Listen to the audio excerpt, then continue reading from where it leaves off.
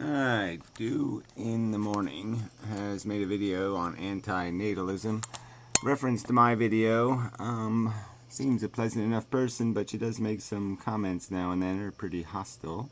But whatever. So I'm going to play this at, started at the 2-minute mark or so, 3-minute. Because she paraphrases the position fairly well, and then she goes into her objection, which I'll try to reduce. Created only in consciousness, because I have described in other videos how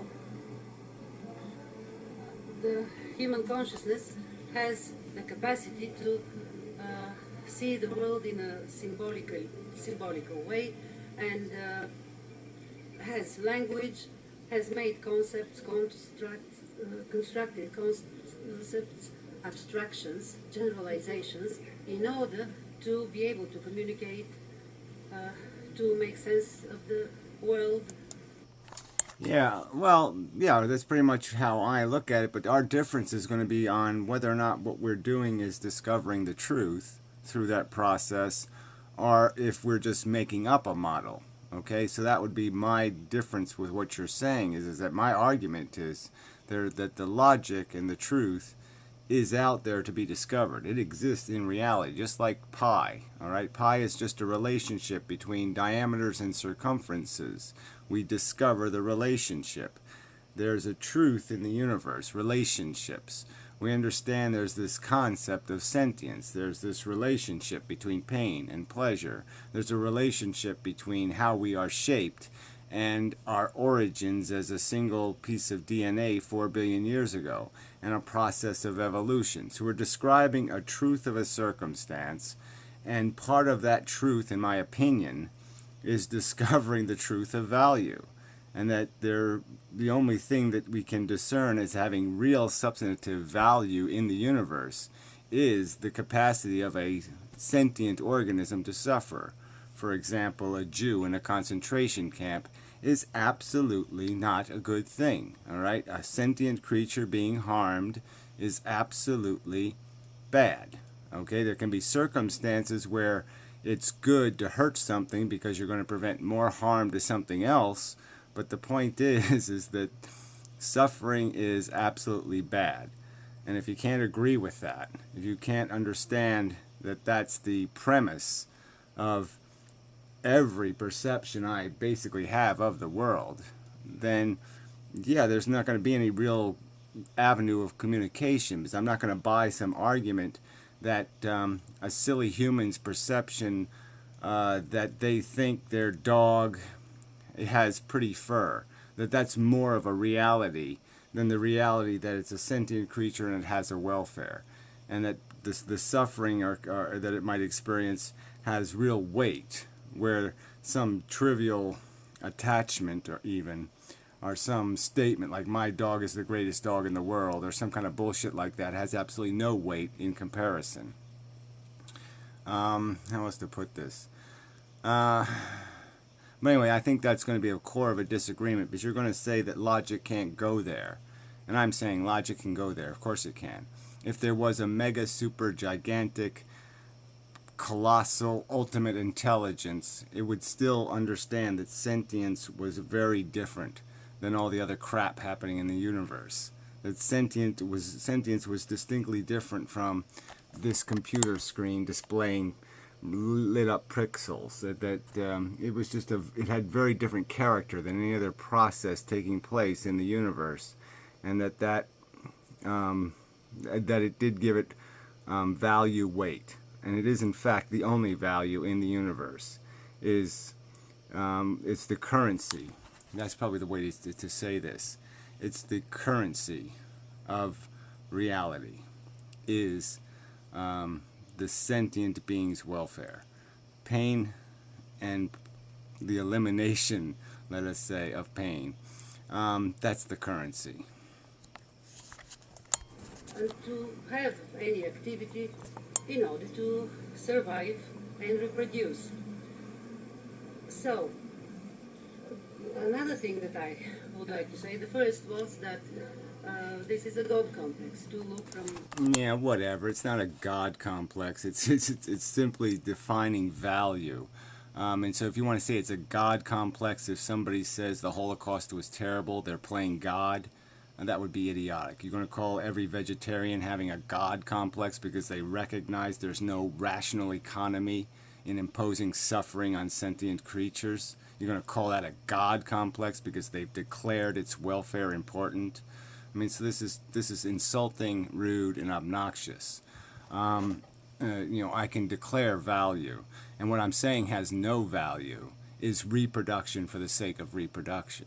The agenda of a DNA molecule, okay, has no value. It has no meaning. A DNA molecule has no credibility as either a designer or a purpose giver or a meaning imposer. So if you're going to tell me that survival is more important than the quality of the life lived, I'm going to argue to you that's absolute crap.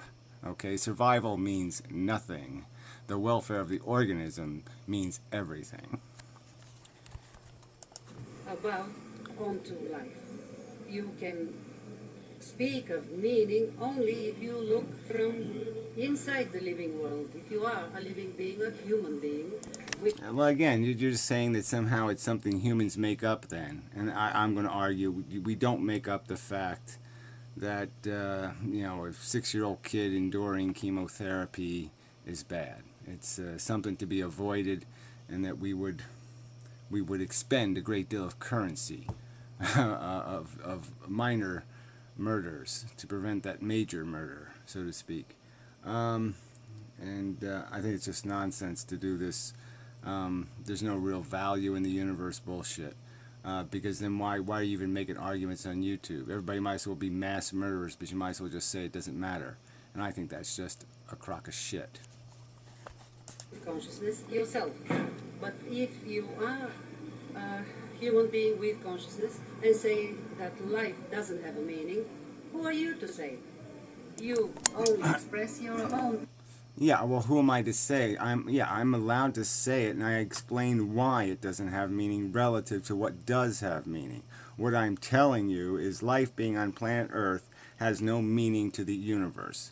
The universe doesn't hurt, it doesn't go into shock, it doesn't go into convulsions, it doesn't experience a negative sensation, it doesn't feel denied or ripped off or stolen from, it can't be harmed. Okay, and harm is a key word. Maybe harm should be one of the most important words in the English language. We should just stay focused on this word harm, because it's things that do harm that have value.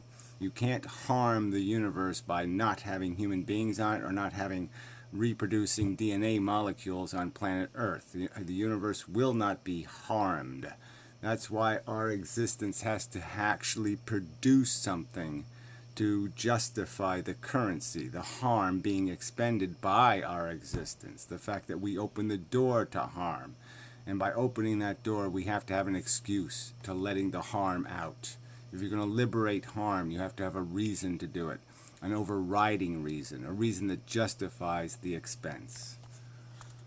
And you just simply don't have that. Resorting to the DNA molecule, resorting to evolution as a description of your, as if it's a sacred cause, is nonsense. That would be just like me saying that the formation of emeralds is sacred. And what if the formation of emeralds caused great pain and suffering to sentient organisms because the emeralds created noise or did some other kind of thing, a radiation of some kind? Well, human beings would have no problem whatsoever if they had some way they could neutralize the radiation or neutralize the obnoxiousness of the emerald process. If they could stop emeralds from forming and therefore stop some sort of toxic effect, they would act instantly to do that. They would have no qualms about ending emeralds in their existence. It's because the thing doesn't have any overriding purpose. And so the fact that nature gave it existence of a process does not validate the process. The process still has to earn its keep. And the anti-natalist argument is that the vehicle called sentient life is not earning its keep. It's consuming far more harm than it's producing anything of real value to compensate. It's going no miles per gallon. It's just a vehicle with no wheels and no place to go that consumes the currency, the gasoline of harm. Personal opinion. Other humans may have other opinions. They may say, Yeah, well, whatever. I'm not going to get into an argument about what opinions have to be respected or that all opinions are the same or any of that other crap. Hitler's opinions were shit. I don't care if Hitler was the most popular guy on earth. Fuck Hitler. All right, a slave owner's opinions are shit. Okay, fuck the slave owner. Kick him in the nuts. Tell him to shove his opinions up his ass.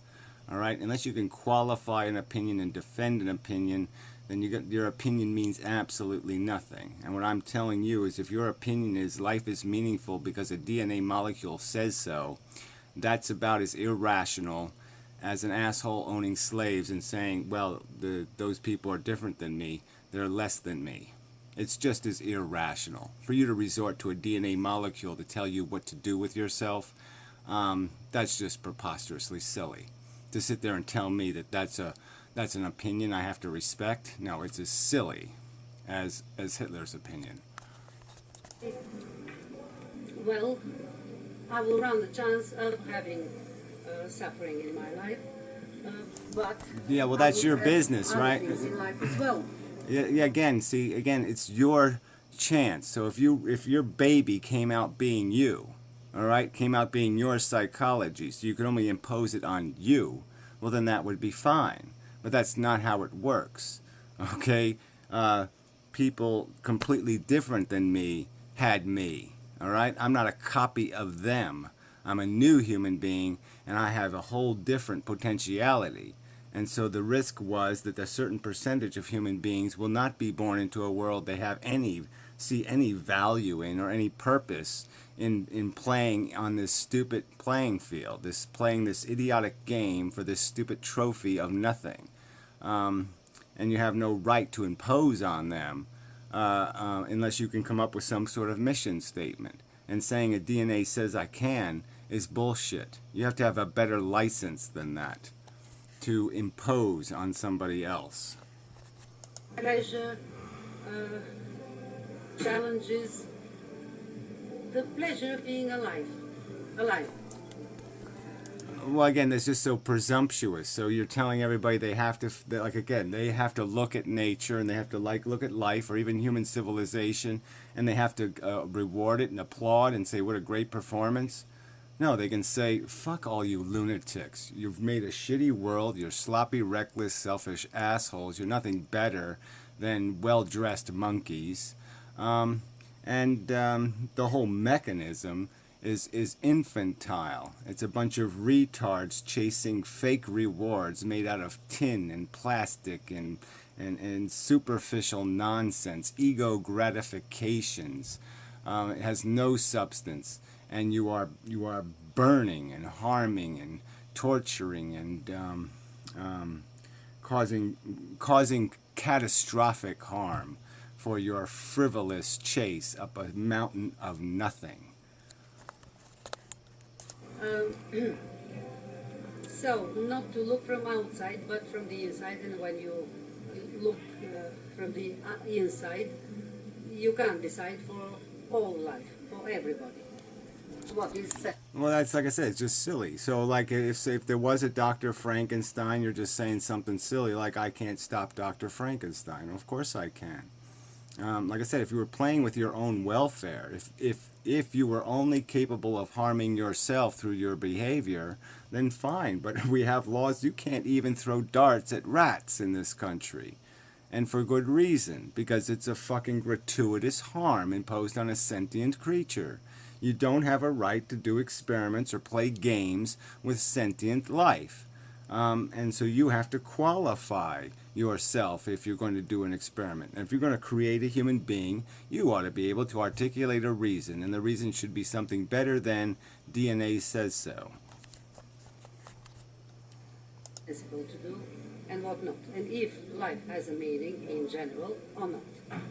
Every human being has a meaning of their own life. Or Yeah, not. well, again, like I said, I'm not going to buy this argument that you can just make up the value equation. The value equation is a premise, in my opinion, and it's a premise I'd go to a war for or something else. It's about as big a premise, the fact that suffering sucks, torture sucks. Those simple statements are about as loud and as big and as heavy as I can imagine something being, and there's no way I'm not going to have the confidence to go, march for that cause. The other thing was that Gloom Boom Doom uses especially philosophy, logic, to construct this theory, which he thinks is watertight. The main argument, I said it already, is that life is senseless, meaningless, purposeless, and there is a lot of suffering, of pain in life, and it's not worth it. You can't balance this bad suffering with anything good that is there, that is in life. You can't compensate it either. So, the only solution is to not have life at all, only then you won't have suffering. But we can't use philosophy for judging this thing. Yeah, well, see, look, you did a very nice paraphrase, you explained it very well, and then you just you're going to, raise some technical objections that somehow philosophy, that is discovering the truth, can't be applied to a value equation. And I'm just saying that's an arbitrary statement. I don't know what philosopher declared that the law, but I think it's preposterously stupid. Value is there, like everything else, to be discovered. We have discovered through our own personal experience that feeling bad actually sucks, and feeling good is pretty kick-ass. It's quite obvious. We don't even need to have a trial, do we? Do we really have to put suffering on trial to figure out whether it's a bad thing? I think everybody knows it's a bad thing. It sucks. If you can avoid it, great. Fantastic. That's what you want to do. So again, that is just a truth. Philosophy is about the truth. It's about applying logic to the truth. And once you've established that that's a rock-solid value, that's a rock-solid truth. Suffering, misery, hard conscious discomfort, bad sensations, repulsive sensations are a bad thing. They are to be avoided where possible and where unnecessary. It's just a logical premise. It's a logical deduction, and it is the premise of everything else that matters. Is just that recognition that unnecessary, wasted suffering is basically the crime that a human being can commit. All crime is essentially made out of creating unnecessary harm. Because philosophy, for example, with the means of philosophy, I will try to debunk this argument about suffering. What is pain? What is suffering? It is not an entity, a thing that exists and will appear in somebody's life and stay there. Pain and suffering are not entities. They are constructions, concepts constructed in the human mind. They are abstractions. It's just silly to do this. Okay, they're experiences. They're not an abstraction. They're an experience. And whether it's an illusion or not, like time or some other kind of bullshit, it really doesn't matter, because as Einstein says, it's one hell of an illusion. Alright, so the fact is, it's an experience that does take place in time and space. If you want to pretend it doesn't really exist, and again, why do you even make videos? Because then there is no value equations whatsoever, and nothing, absolutely nothing matters. We could kill 1 billion Jews, we could kill 6 billion Jews, we could shove nails in everybody's eyes, because it all doesn't somehow fucking goddamn matter. I think that's absolute nonsense, and that's the the logical dynamite of your premise that value isn't part of fact. Is happening actually is a physical thing. If you stab your toe on a rock, you have the molecules of the rock, you have the living cells in the toe. Yeah, well, again, I'm not going to argue about the fact that our brain is a functioning device that produces the manifestation that we might call consciousness and the ability to feel. And it's as real as magnetism or as real as gravity. It is a consequence of the physical arrangement, and it has, as we have discovered through personal experience, meaning and substance and value. So I really don't want to argue that to death. Like I said, if you can't accept the premise that suffering matters, then just fuck conversation, okay? I might as well talk to a stick. So anyway, so I'll go on to the dispute. Yeah, well, it's pretty much that dispute video where he again wants to change these 4 words into one word and call life interaction. And so I'll explain how, again, there's no point in doing this because you eliminate from the equation all value. And the meaning is in the value of the words. There's no point in saying cannibalism if you aren't going to realize that cannibalism implies the consuming of something of equal value to yourself. I mean, that's the whole point of it. It isn't regular consumption. It's consumption based on consuming something of your own value. So it's like a machine that would produce gasoline, but it would consume as much gasoline as it produced. That would be a machine of zero functional use. Okay. So anyway, I'll move on to that video.